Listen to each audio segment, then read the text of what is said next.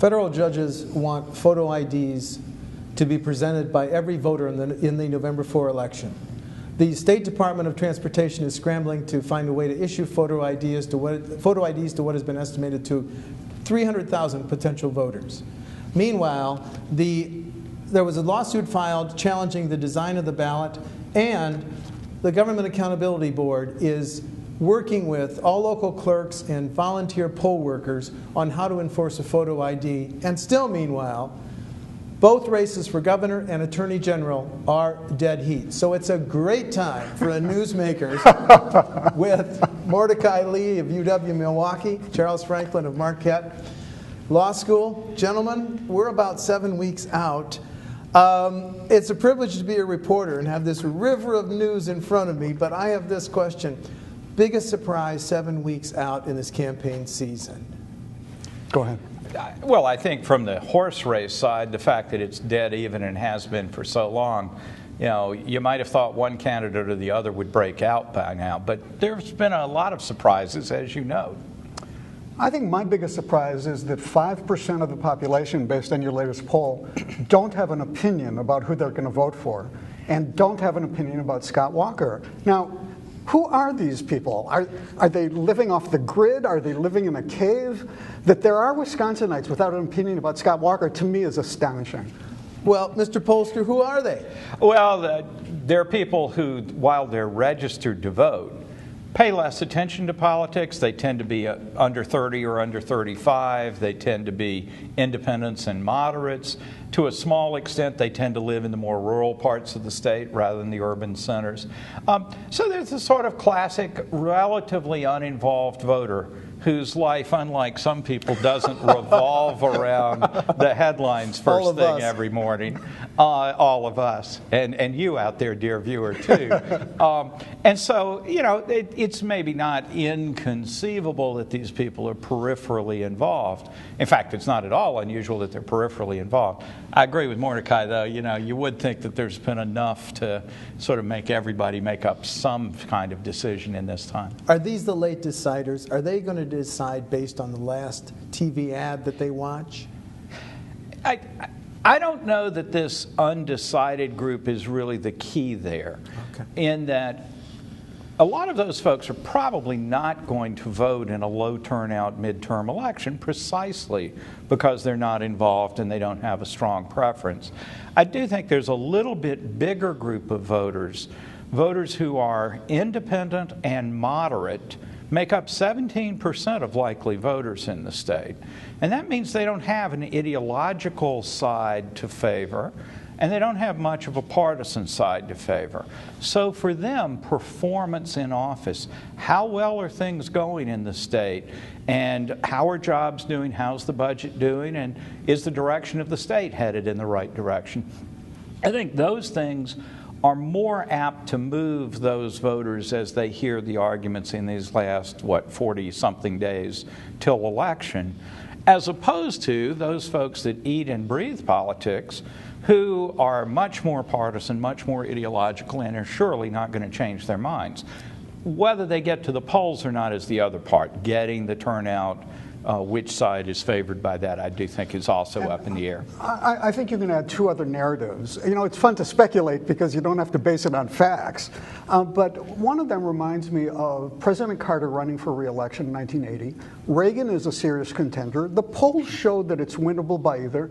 And then on the last weekend before the presidential election in 1980, the bottom dropped out of Carter's supporters. And it was almost as if the American people who were undecided had a conference call. And they decided we're all going to break for Reagan. And then it turned out to be a Reagan landslide. So that's one scenario that might happen. In other words, in the last weekend, something will break. Another possible scenario that Charles alluded to is if people who are casual voters, we might call them presidential voters, that they don't usually vote in an off-term election, are they intimidated by the voter ID thing? In other words, the relatively casual voter are likely to be lower than average in socioeconomic status and are more likely not to have a driver's license. Them deciding not to vote might be what turns the election. Oh, I want to come back to the traditional betting is in a race this close, the winner is the party that the candidate who has the best ground game. In your opinion, Mordecai, you're in the biggest market. Who has the best ground game? The Repubs or the Dems? In Milwaukee County, the Dems, in Waukesha County, the Goppers. It's really astonishing the different worlds that people live in. And I'm not sure if the Dems have as good a ground game as the Obama campaign had. Okay. Because for them to win, they've got to get the Obama voters out. So I'm not sure what the answer to the question is. Well, it's not lost on me that the state Republican Party has opened either 16 or 18 or 19 regional offices to do just this, to get their vote out. Charles, your opinion, ground game? I think both sides have geared up on this. You know, the Obama campaign kind of pioneered social media as a way of reaching people in 2008, and then really upped the game in 2012. A lot of those people that worked for Obama went out and started companies that now Democrats around the country, and I'm not sure here in the state, but I'd be surprised if they're not involved here. And the question is, I think Mordecai puts it, is well put, that, you know, it's one thing when the top of the ticket is the President of the United States. Right. It is surprisingly harder to motivate voters further down. And the best example is, you know, between 2010 and the recall, 400,000 more voters came out for the recall. But 500,000 more beyond that turned out for November. If the recall couldn't get that extra 500,000 out, it's hard to see a more normal midterm that gets them out. And the question then is, what happens in that 400,000 between the 2010 electorate and the 2012 recall electorate? You know, I'm sort of struck by conversations I have with people who say things like, you know, oh yeah, is this an election year? Right. You know, they're busy with their jobs, their families, they're not tuned in. Now, I'll grant you that was a couple of months ago that I had that one particular conversation. But, you know, again, there is a segment of the population that tunes in very late and decides late whether to vote or not. I do think that, you know, with photo ID and the complications from that, perhaps this ballot format question, there could be an awful lot of late decisions and changes as we go in. Whether that'll really drive turnout, I'm not so sure, but it certainly adds a complication to the voting process this time. Let me add another thing to that. What I liked about Charles's results from the most recent poll is he talked about the enthusiasm gap. Yes. Enthusiasm is slightly going up with Republicans, not with Democrats. Quote, in the September poll, it is Republicans who have an advantage in enthusiasm. Go ahead, Mordecai, finish your thought. I'd make the argument that maybe that means we're snapping back to normal because low turnout elections, in other words, non-presidential elections, skew Republican. Why? Because the lower the turnout, the more demographically it represents Republicans. So it could be that you finding that enthusiasm is the normalcy of a midterm election of exactly what happened 4 years ago. Now, Mordecai, you live and work in the state's largest media market. You see ads that I don't see in the Madison market. Who's winning the ad wars so far at this moment?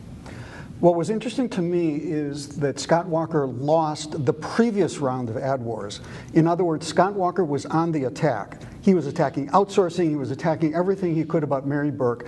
And apparently his internal numbers didn't change at all. And then all of a sudden, about a week and a half ago, Walker announced that he was going to start doing positive advertising. So that indicates to me that the previous round didn't work, and he and she are still looking for the way to unlock the undecideds because so far nothing is working for either of them to get beyond their base. So do you think the internal Walker polls that only he and his top advisors see exactly parallels Charles, that is at absolute dead heat, and he could be defeated on November 4? I think he's more likely to win than to lose, but I think his internal results and the way he's behaving since then correspond perfectly to what Charles is coming up with. Okay. Okay. Charles, I want to ask you about the results yesterday. Burke is viewed favorably by 36% of registered voters, unfavorably by 35%. 29% say they haven't heard enough or don't know how they feel about her. Now, the Walker numbers. Walker viewed favorably by 49%, unfavorably by 45%, only 5%. We're talking here about a difference of 24 percentage points. Does the 29 who don't know Burke well enough does that give the Walker campaign a target trying to swing them over to him? It certainly gives them a target, but it's worth noting that that target has been out there all year.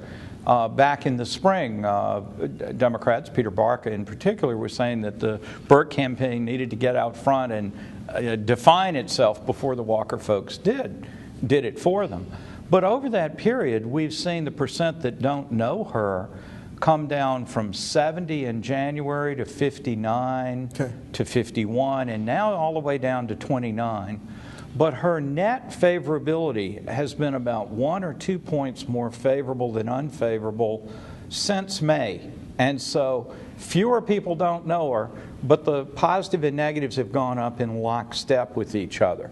That's pretty strong evidence that the campaign messages and who's winning the ad wars has really been a dead heat, because if Walker were winning the argument, you'd think her unfavorables would go up more. If she were winning the argument, hers would go up.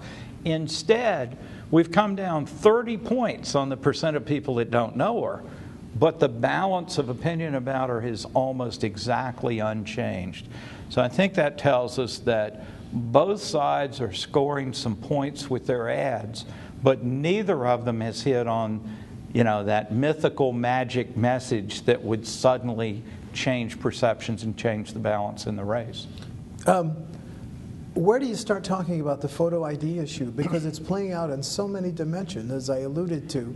DOT and DHS are now scrambling to issue, the testimony in both the federal and the state courts, up to 300,000 people may not have photo IDs. Who are they, Mordecai, largely? Well, largely they're lower on the socioeconomic scale, which I think means we're talking about Democrats, and which I think means we're talking about lower income people and possibly a high proportion of African Americans in Milwaukee County. Now, remember that the turnout 4 years ago was about 2 million or so. So if there are 200 to 300,000 people who don't have a photo ID and who might not get it by Election Day, if it's still in effect on Election Day, that's 10% of the election. So it could well be that the Court of Appeals decision to lift the stay may well be the reason that Scott Walker wins, because 10% of the electorate got eliminated. Well, let's play this out. If the photo ID requirement stays in effect for November 4, what do the polls look like? Because you have voters coming in, there's a photo ID requirement, I didn't know that.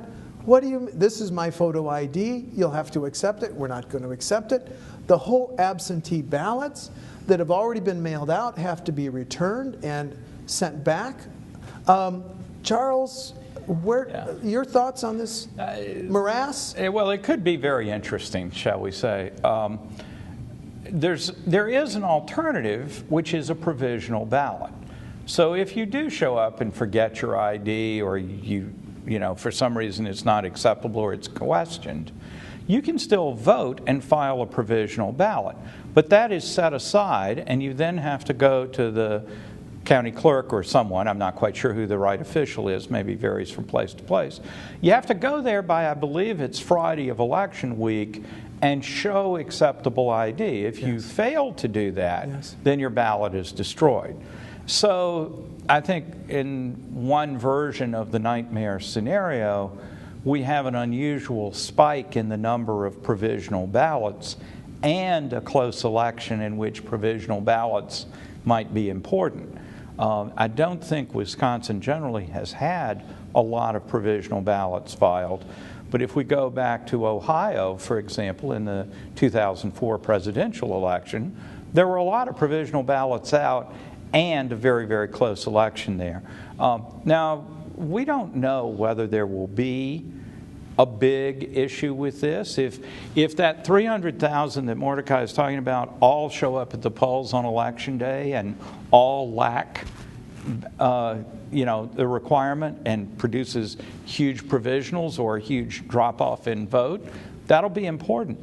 But if that 300,000 is mostly in the gap between the 2.5 million that voted in the recall and the 3 million in 2012, then those are folks that would have stayed home either. I think we don't know is the important message here. In other states that have implemented photo ID, Sometimes turnout has actually gone up a little bit. Sometimes it's actually dropped off a little bit.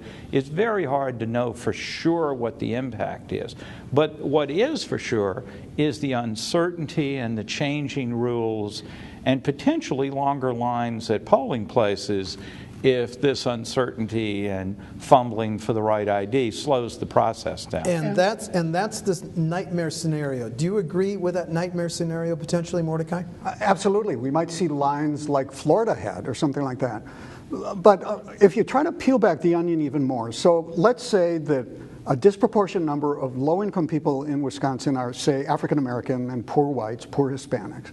And then there's another demographic that might not have ID, and that's sort of the little old ladies. It's the senior citizens, whether we're talking about urban areas or rural areas. Who no longer drive. Who no longer drive. They don't see a reason for it. They've always voted without having to prove who they are.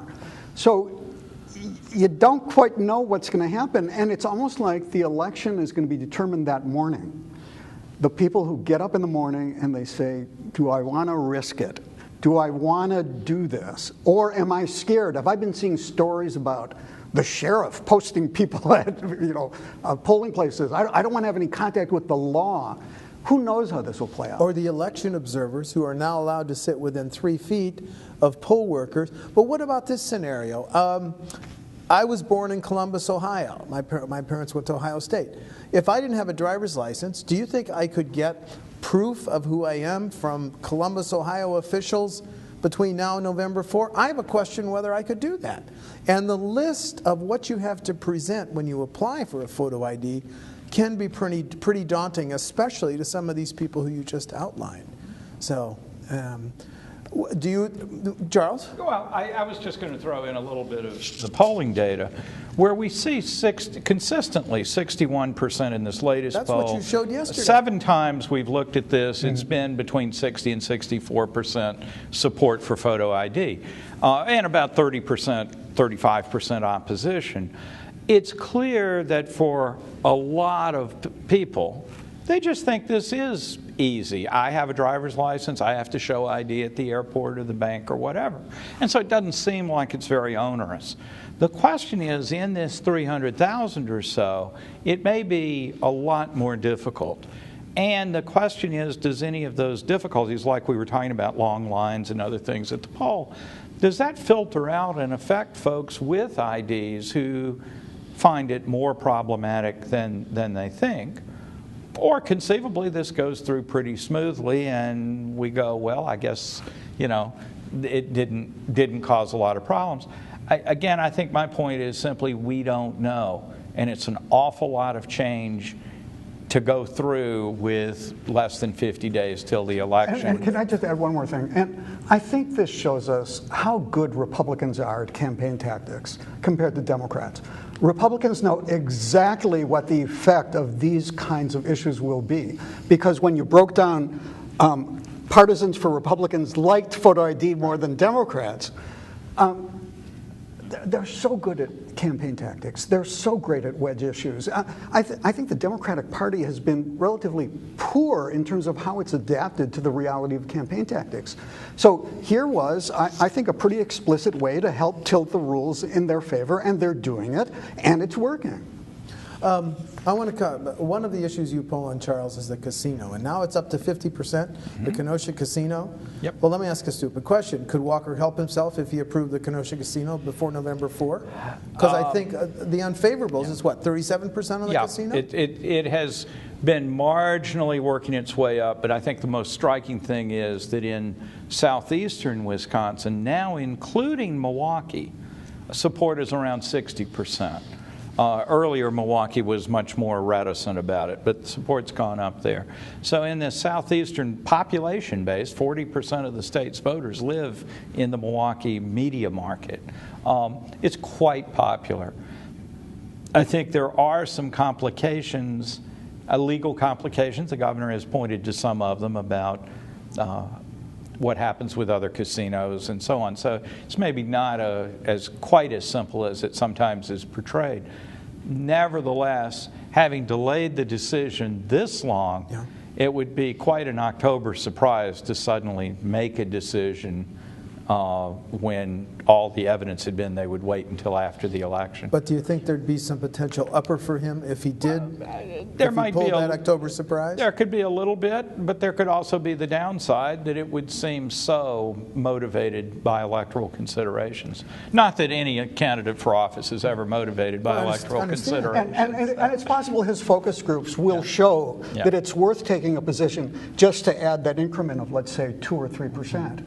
But I think it's more likely that the election is going to be about the headline issues of the economy. The jobs. And in a sense, this is why we still hold elections, because you could look at Charles's results from yesterday, and if people are going to vote based on what do I think of Scott Walker, he might win, he might lose. If they vote based on 250,000 jobs, he'll probably lose. If they vote on is the state headed in the right direction, he'll probably lose. So in other words, it's not just that people are voting on lunch pail issues, it's which of the lunch pail issues is going to determine their vote. Well, but let's frame that. Mary Burke says, Scott Walker, you didn't create the 250,000.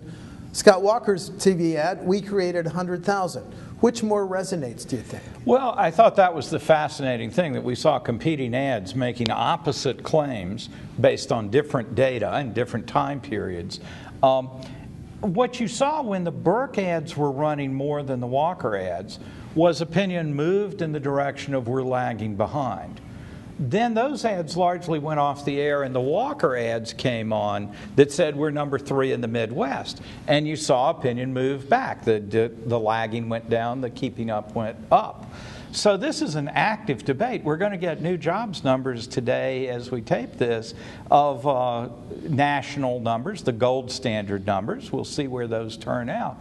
But I think that is one active area of debate about how we're doing. The other that I wouldn't have anticipated 6 or 8 months ago is the budget. A central claim of the Walker administration to have solved the budget problems that he inherited is now faced with a very slight but still important revenue shortfall, followed by legislative reports that say we're looking at a substantial deficit going into the next year. Plus now the governor's agencies are submitting their budget requests, which show further needs for more revenue. So that has really opened a door to Burke, which she's using already in her ads, to now couple substandard performance on jobs with substandard performance on the budget. That's an opening. Governor Walker and his Republican allies are pushing back strongly on that, saying the budget is not in bad shape, we're going to be fine. But again, that's the argument that makes this election so interesting, and it's performance-based, appealing to those voters who are not so tied to partisanship, that they may actually be convinced on these issues. The agency, the Department of Health Services, runs a Medicaid program which now provides health care for 1 in 5 Wisconsin residents. So apart from a lot of this political rhetoric over the structural deficit, DHS, Department of Health Services, we need $760 million more to cover MA recipients in the next biennium. And part of that is because you remember Walker's policy, we're not going to accept the federal money to expand MA, so we're going to put 66,000 more people out in the federal marketplace, but we're going to take 99,000 more, a net addition of 33,000 to Badger Care. Those people cost money to serve. So you have, but did you poll yesterday on the budget issue and how, isn't that an eyes glaze over type thing? Well, you might think so, but it's beginning to move. In January, at the time of the State of the State address that announced unexpectedly good budget pictures and was the justification for tax cuts, 49% said the budget was in better shape than it was a few years ago. Just 20% said worse. In our poll yesterday, better was down to 42, worse was up to 27. It's not a dramatic shift, but I think it's a consequential or an important shift. And those sorts of numbers are too technical under normal circumstances, but connected with the broader question of has he done a good job or not. I think they're important. You know, the governor can point to his tax cuts, which are generally popular. He can talk about other things that he's done that are generally popular. But 61% said we should take the Medicaid money, and that includes quite a few Republicans. Fascinating. And the common theme here is always dollars and cents. And so it almost becomes which of the dollars and cents issue is going to be decisive in the election results. Do we know that yet? That's why we still hold elections. I understand. Well, let me ask you this, as we close the discussion of the Gov's race, because I do want to get to Attorney General. What might be the wild card issue or the force that we haven't seen yet in the race for governor? Any speculation? Let me ask it this way. What about third-party spending? Because now that it's so tight, aren't the Dem and the liberal groups going to come in and shore up Burke? And now the NRA is going to come in and shore up Walker. Are they going to cancel each other? Well, according to reports over the weekend, it looks like actually during the summer, Democrats had a slight advantage in total spending, which was quite surprising, though it's also reflected in other states as well, so it's not just here. But the balance going in through the fall surely is likely to favor the Republicans, if for no other reason. Governor Walker has quite a bit more money of cash on hand than the Burke campaign. So not only the outside groups, but the campaigns themselves, actually, he has quite an advantage. Potential wild card issue or player to be named later in this race for governor? You know, we have so many things that have dropped that haven't changed things all that much, right? Whether it's the budget issue or the dope releases and things like that, those things don't seem to have moved very much. So I guess if it's going to be an unexpected wild card, I can't be expected to anticipate it at this point. That's a fair answer in this climate where it changes. But think of when Jim Doyle was running for re-election, and it was a pretty competitive race. And out of thin air, he invented a wedge issue about embryonic stem cell research. Yes. And all of a sudden, it moved the needle.